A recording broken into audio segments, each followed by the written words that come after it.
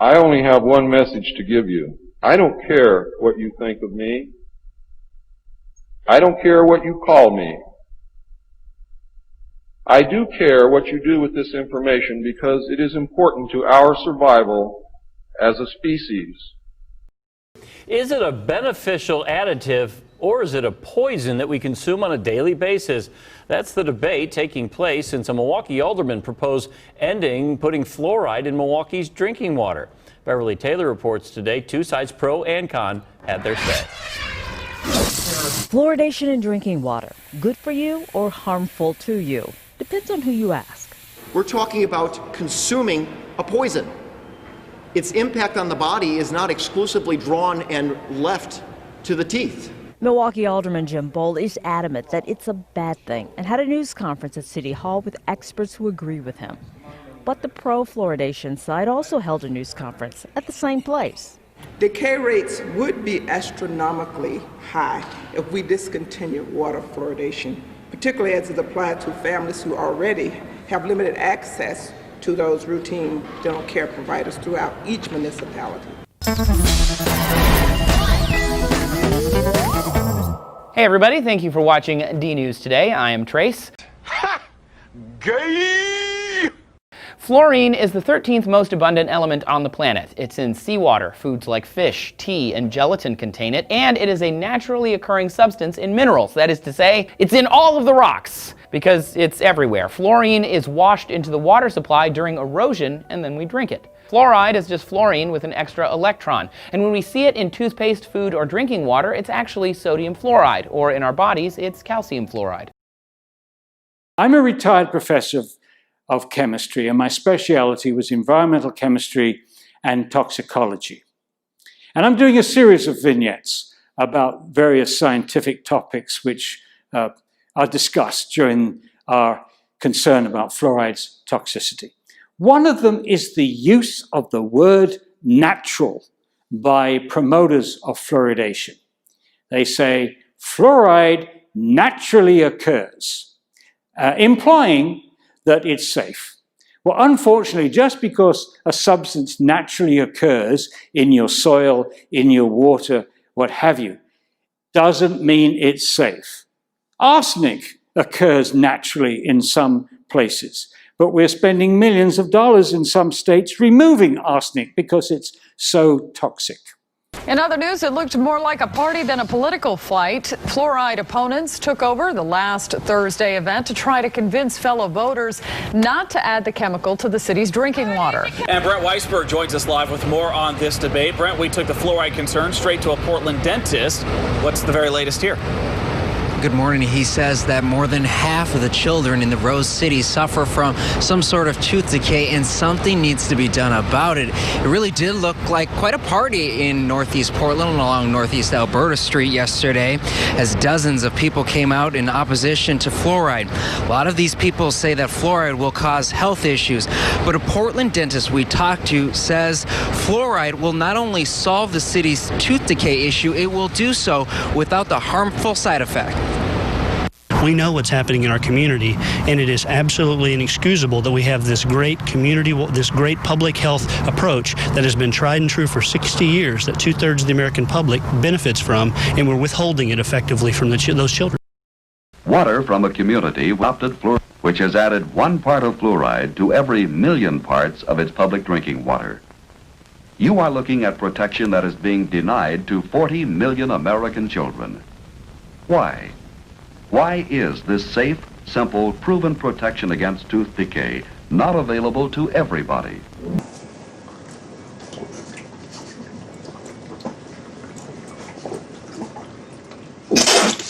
Oh,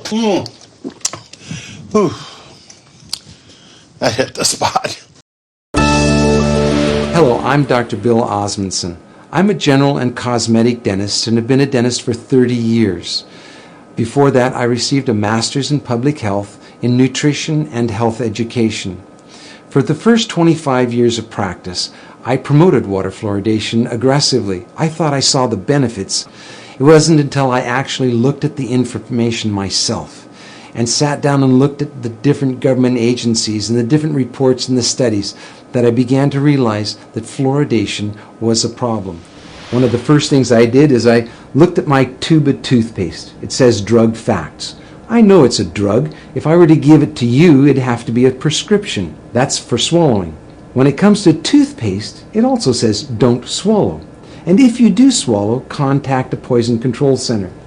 Well, the amount of fluoride that they're talking about is a pea-sized amount of fluoride. You probably don't see that in advertisements, a pea-sized amount of fluoride. Usually when I see an advertisement, it looks more like a Dairy Queen ice cream cone. That amount is 1/4 milligram of fluoride.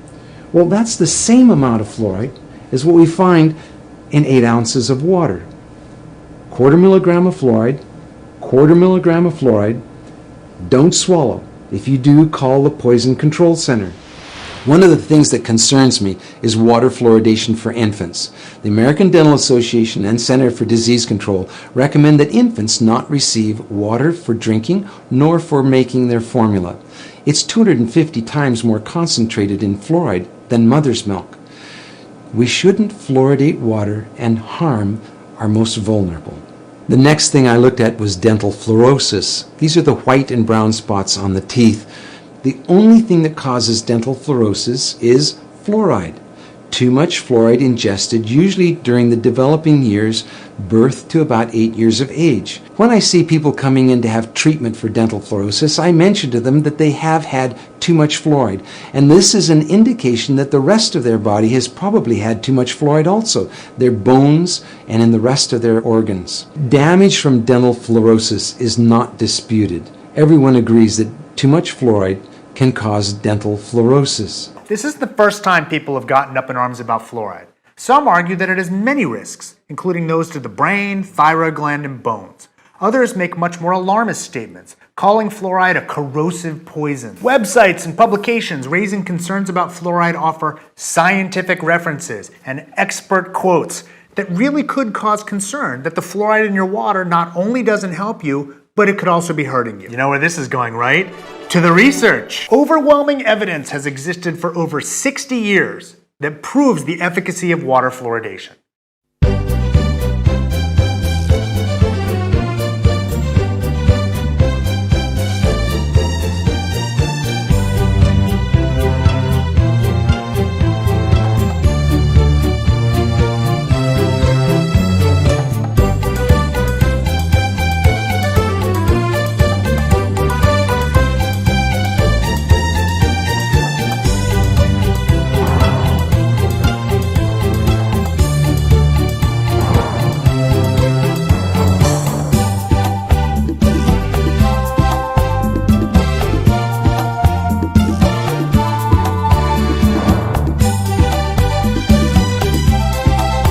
Once again, the scientific evidence overwhelmingly supports the safety of adding fluoride to a community water supply. Fluoride and the pineal gland. Up until the 1990s, no research had ever been conducted to determine the impact of fluoride on the pineal gland, a small gland located between the 2 hemispheres of the brain that regulates the production of the hormone melatonin. Melatonin is a hormone that helps regulate the onset of puberty and helps protect the body from cell damage caused by free radicals. It is now known, thanks to the meticulous research of Dr. Jennifer Luke from the University of Surrey in England, that the pineal gland is the primary target of fluoride accumulation within the body. The soft tissue of the adult pineal gland contains more fluoride than any other soft tissue in the body, a level of fluoride capable of inhibiting enzymes, about 300 parts per million. The pineal gland also contains hard tissue, hydroxyapatite crystals, and this hard tissue accumulates up to 21,000 parts per million, which is more fluoride than any other hard tissue in the body, e.g. teeth and bone. Obviously, when you evolve inside an animal body, localized in space and time, you get a hellacious set of reflexes and muscles designed to deal with immediate threat in the environment. But at the core of the oyster is, this portal into universalism, which we have denigrated to what we call the imagination. There is a third eye. The third eye exists, but it doesn't look out at this world. You've got two perfectly good eyes for doing that. The third eye looks out at the holographic matrix of informational totality. Because I listen to your podcast a lot, and I know you talk about DMT and, you know, some of the stuff you see when, you know, like it produces in your mind or you produce it in your body, right? Is that the chemical that you release like when you die or when you have like a near-death experience? They believe so. Here's the deal. They didn't know for sure until really recently that it was even produced by the pineal gland. Now that they know, there's the guy named it is produced by the pineal? There's a guy named Rick Strassman, Dr. Rick Strassman, out of the University of New Mexico, and he put together these clinical trials that were the first ever FDA-approved clinical trials on a psychedelic drug, first ever on DMT, and they were done in New Mexico, and he did them, and he wrote a book about it called DMT, the Spirit Molecule. And one of the things that he found, it's a great book, and one of the things he found really fascinating, and I read the book before I ever did DMT, the thing that he found really fascinating was that these people had these uniform experiences. Yeah. It wasn't like one person saw this thing and then another person had a totally different trip. No, they all had like fairly uniform experiences.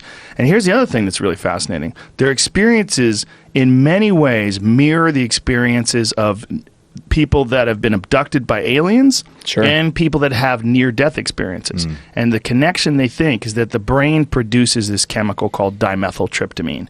And we know that it's produced by the liver, and we know that it's produced by the lungs. And then in Eastern mysticism, it was always thought that the pineal gland was the seat of the soul.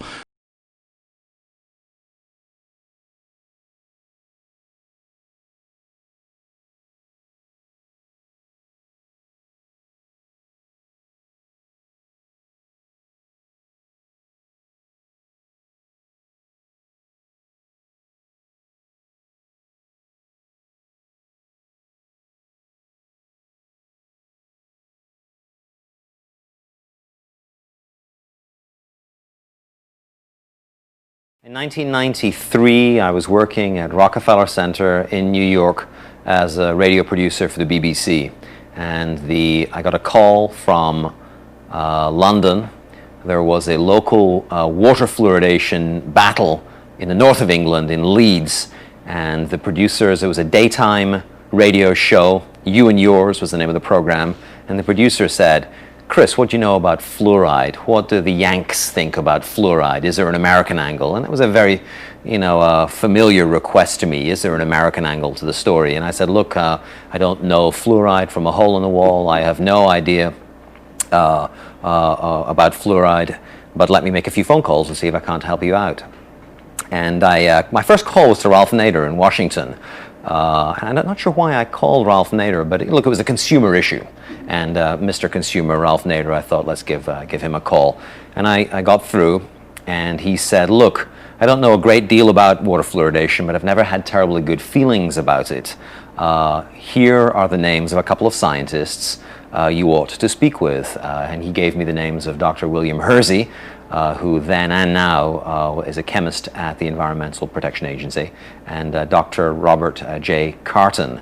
Bob Carton had been with EPA, but at that time was then over at the U.S. Army.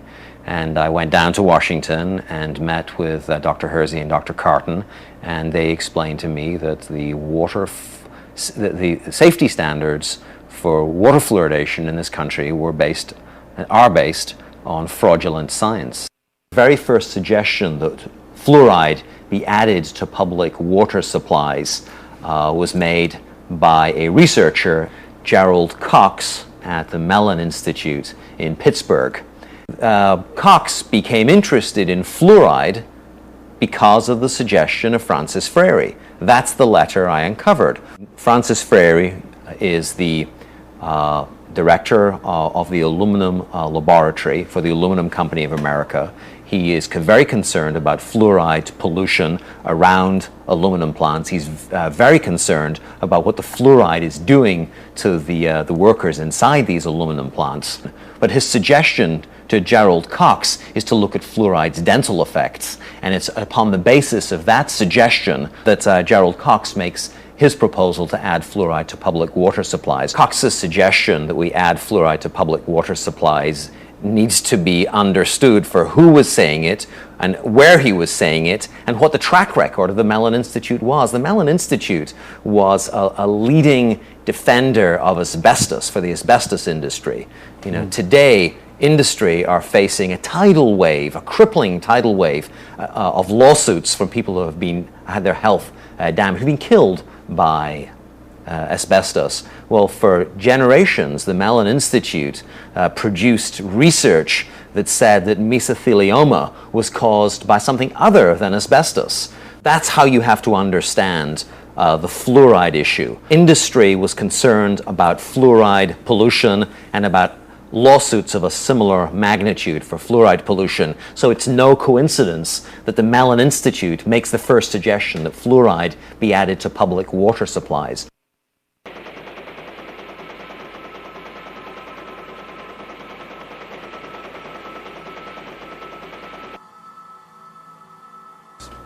It's quite astonishing, Paul, the degree to which environmentalists have not been educated about fluoride. You know, and I'm a reporter. I'm not a scientist or a doctor. You know, I'm quoting documents. I'm citing lawsuits when I refer to fluoride as a major industrial air pollutant. In fact, the leading air pollutant in the aftermath of the Cold War. Those are not my words. That's not my opinion. That's a quantitative assessment by industry experts of the scale of the lawsuits that they were facing.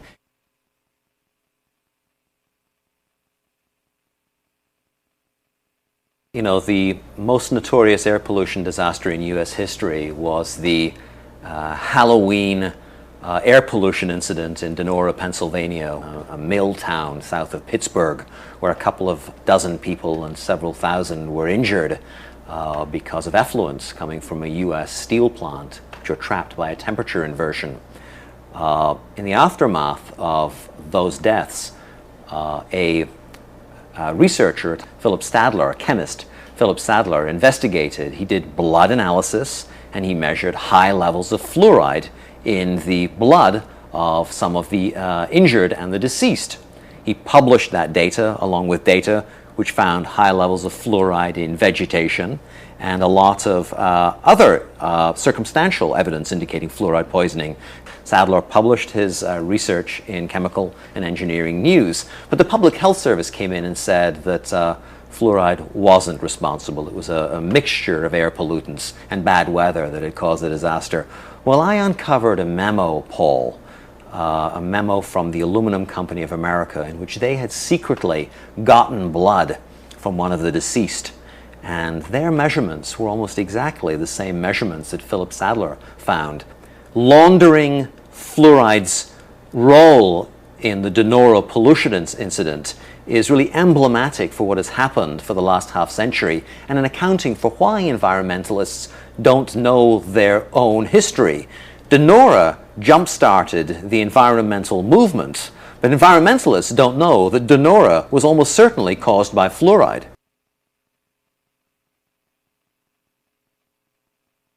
The book looks very hard at the role of a key scientist, Dr. Harold Hodge, in the fluoride debate. Dr. Harold Hodge, for most of the Cold War, was the leading scientific defender of the safety of low doses of fluoride and the beneficial effects of water fluoridation. Dr. Harold Hodge, a distinguished toxicologist on the Rochester team, has carefully investigated the safety of fluoridation. Well, to put it very simply, fluoride is safe at 1 part per million. No scientist's word was trusted more by the health establishment than Dr. Harold Hodge when it came to fluoride. He was a very senior figure and operated at the highest levels for almost all his scientific career. This brings us back to the fundamental point. Fluoride is safe, and I think I can say in conclusion that there is no health hazard that justifies postponing water fluoridation. Harold Hodge, we now know, was the a co-orchestrator of the human radiation experiments in which citizens in hospitals at Rochester and in Oak Ridge were injected with plutonium by scientists under Harold Hodge's direction. And there's a whole book written about that. That's right. We know about Harold Hodge in part because of the work of investigative reporters such as Eileen Welsom, who won a Pulitzer Prize for discovering the names of the people who had been injected with plutonium. Harold Hodge's name surfaced in that book and surfaced in the subsequent presidential inquiry into the human radiation experiments. You join the dots. If Harold Hodge and the University of Rochester are injecting people with plutonium and uranium, and at the same time they are reassuring us about fluoride safety, what's the connection? The book makes clear for the first time that the selling of fluoride to the American public was done by the best in the business, by the father of public relations, Edward Bernays. Edward Bernays is Sigmund Freud's nephew, and he was a Machiavellian genius, small in size, yet cast a towering shadow over the 20th century. Bernays understood that there was a liberal sentiment coursing through the 20th century, and that if you could hitch your commercial wagon to that star, then you could make your clients a lot of money. In 1916, Bernays had suffragettes march in the Easter parade in New York City holding cigarettes as torches of liberty. And he cooked up that scheme on behalf of the American Tobacco Company and its director, George Hill, who was paying Bernays's salary. Well, my book uncovers correspondence between Bernays and the National Institutes of Dental Research. Bernays was asked to come to Washington by the NIDR to help create their PR campaign to sell fluoride to the nation. But do we need laws telling women about their reproductive rights? Do we need laws telling consenting adults they can't pay for sex? What laws do you want to stop? There's always, because you can say one person can say we need a law protecting women's rights, another say we need to protect the baby's rights. So there's always, you're always going to have conflict, but you have to have ways to resolve that conflict within the law, and you don't always have that in Mexico. You don't always have it here either, Jesse, and that's the point of your book. Is 63 documents. You find a lot of things in this book that shows you that there are a lot of cases where right here we don't have that kind of rule of law. Well, absolutely. This book is terrifying. Let me add another one. Why do they stick fluoride in our water when fluoride is the main ingredient of Prozac? Well, I'm not sure fluoride's the main ingredient of Prozac. Oh, yes, it is. But it yes, can it be. is. No, I don't think so. But it can be a carcinogen, and I'm not sure that fluoridated water makes sense in general. I read something different than you then, because let's see, it was the Nazis that first put Prozac in the water, or I should say fluoride. Fluoride is 90% of Prozac. All right. Well, the point is, Monica Crowley, that the more that the government can get away with, the worse it is for individuals. I mean, that's the point of Jesse's book, and you can see exactly what they've gotten away with in the past. Some of it is pretty frightening stuff. We're seeing that. The horrors of Nazi concentration camps during the Second World War were and remain shocking and almost beyond comprehension. Now, new research has uncovered yet another travesty visited upon prisoners in those camps. To aid the Nazi war effort, prisoners were used in torturous tests of hard drugs such as cocaine, crystal meth, and mescaline. German writer Norman Ohler uncovered the records that tell that story, and he details it all in his book, Blitzed. Let's talk about Dachau. This is a concentration camp in the south of Germany near Munich. The Nazis were experimenting with brainwashing and consciousness control. What were they doing in those circumstances? Those are quite different experiments. This is not about endurance. This is about getting into the mind of someone. In the concentration camp of Auschwitz, the SS had run into problems while interrogating Polish resistance fighters. They just wouldn't talk. They just wouldn't reveal their secrets. So the SS thought, why don't we drug these people? And these tests were done in the concentration camp of Dachau, close to Munich. The Nazis had this idea, we give someone, without his knowledge, the psychedelic mescaline. In coffee they did that, gave the inmates coffee, and then waited for a while. And then when the psychedelic effect set in, the interrogator would say that I know that you're feeling strange right now because I'm controlling your mind, and I have your mind under my control. And this was very effective, and they made reports and try to find out how much mescaline to give, what questions to ask, and they found out that you can actually extract the innermost secrets from a person by doing so. So it worked. It worked quite well, and when the Americans liberated Dachau concentration camp, they took all those findings and expanded on them in their own brainwashing program, MK Ultra. So, this is my 10th book. And I've devoted much of my career to trying to discover what's behind the facade of public diplomacy and public politics that we see. In that research, I have come across quite a bit that's surprising, some things that may have shocked some people. But this is the first time I've been shocked. I still can't get over what I discovered when writing this book. I cannot believe this happened. And I cannot believe this guy existed. I think I discovered the most powerful unknown American of the 20th century. Unless there was somebody else who operated in complete invisibility, carried out extreme experiments on human subjects across 3 continents, and had a license to kill issued by the US government. So my book has been a thrilling but a very disturbing a few years of immersion into a very dark and little-known chapter of American Cold War history. Sidney Gottlieb is completely unknown. MK Ultra, not quite so completely. It's an expression people would understand, but certainly Gottlieb's role in it and Gottlieb's existence would be something that nobody would have noticed up until this book came out. While I was working on this book, coincidentally, I ran into a guy who had been the former director of the CIA. And I said to him, I'm writing the biography of Sidney Gottlieb. And he said, I never heard of him. And I believe him. During the course of this research, I was working with the CIA on a number of projects trying to extract little tidbits of information.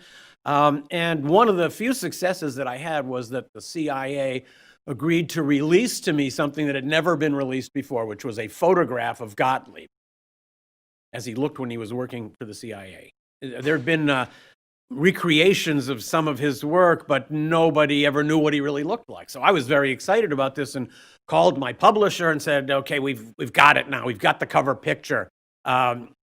Nobody else has ever had this before. And they thought this was great. They shared my enthusiasm. But after just a couple of hours, I got an email back saying, we talked about it and we changed our mind. Actually, we don't like your idea anymore.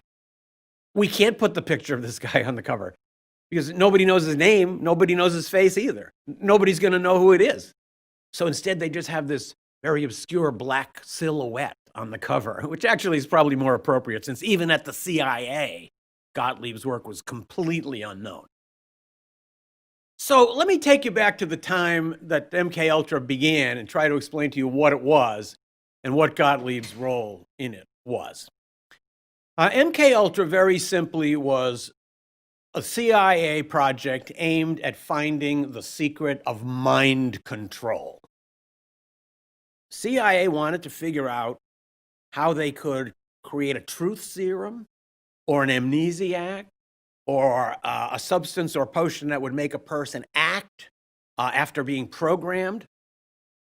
And in the early 1950s, Allen Dulles, who had just taken over as director of the CIA, decided to hire a chemist from outside the agency to direct this project.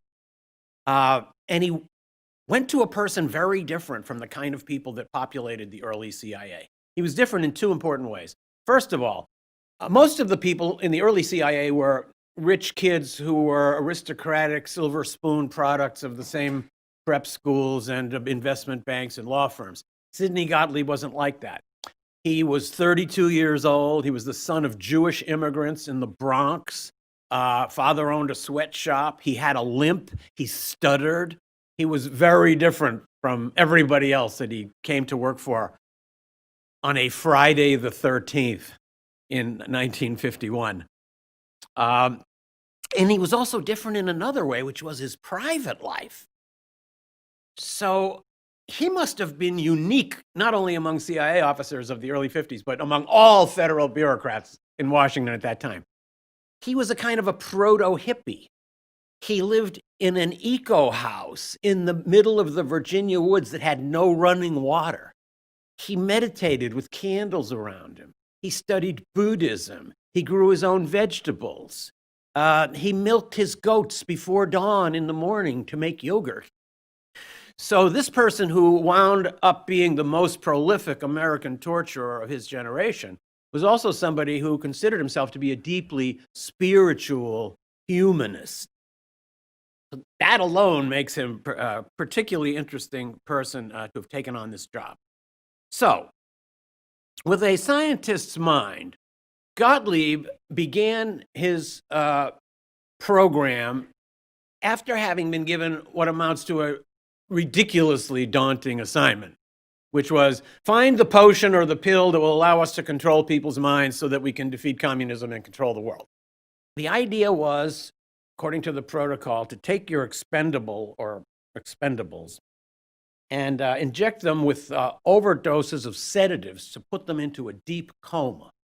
Then you inject them with massive overdoses of barbiturates to make them hyperactive. And when they're in the transition phase between coma and hyperactivity, you apply overdoses of electric shock and flashes of strobe lights inside a closed, inside a container that's like a coffin-like sensory deprivation tank.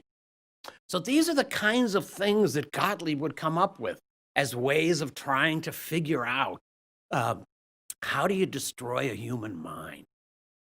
He spent 10 years conducting the most heinous experiments that have ever been conducted with the official approval of the US government. And at the end, he reached what might be described as a dual conclusion. Number one, yes, it is possible to destroy a human mind. And he left a trail of victims who were devastated for the rest of their lives. Number two, no, it is not possible to insert a new mind into that void. You cannot make a person who's fundamentally opposed to murder go out and murder someone, much less later on to forget that he ever did it. So all of that suffering actually was aimed at producing a goal that Gottlieb finally concluded was a myth. Mind control, he finally concluded, is a myth. August 16th, 1951. Madness spreads through the village of Pont-Saint-Esprit in the Gard region in France. Dozens of villagers have been victim of these bouts of madness. The press describes men terrorized by snakes swirling in their stomachs. A doctor recounts the evening of the 25th of August, where dozens of locals were seized by convulsions, like in a night of the apocalypse. Reports from the victims are terrifying. The hearses quickly arrive in the village.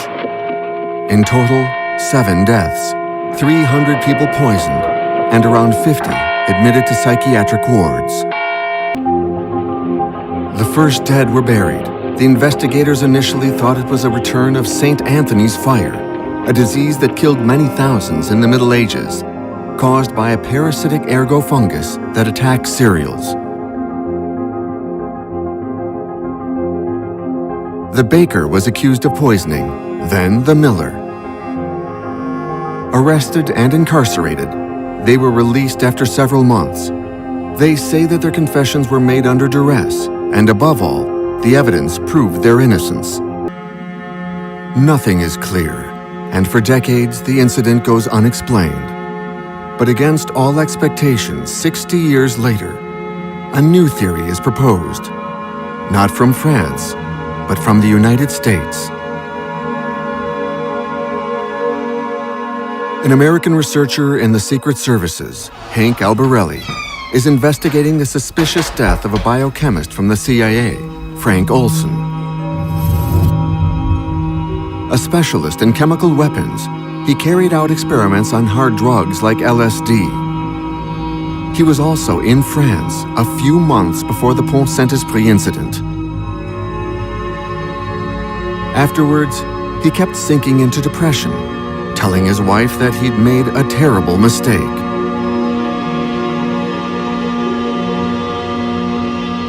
Hank Albarelli then made the link with the Pont Saint-Esprit incident. Could it have been the CIA and the American Army spraying LSD onto the bread?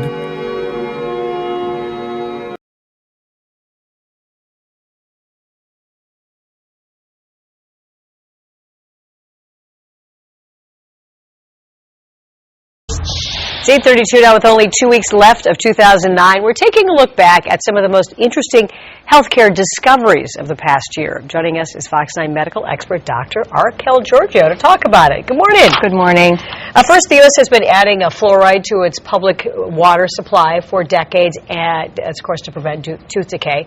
Well, now researchers from Japan are suggesting that we add lithium. So why is that? Well, they're actually not suggesting it, but they're certainly looking into it. Lithium is a medication that in prescription doses treats mood disorders in people with bipolar disorder or manic depressive illness. And what these researchers found in Japan is that lithium is present in trace amounts in the normal water supply in some communities. And in those communities, they have a lower suicide rate. And so they're really investigating whether trace amounts of lithium can just change the mood in a community enough to really, in a positive way, without having the bad effects of lithium, to really affect the mood and decrease the suicide rate. Very interesting concept.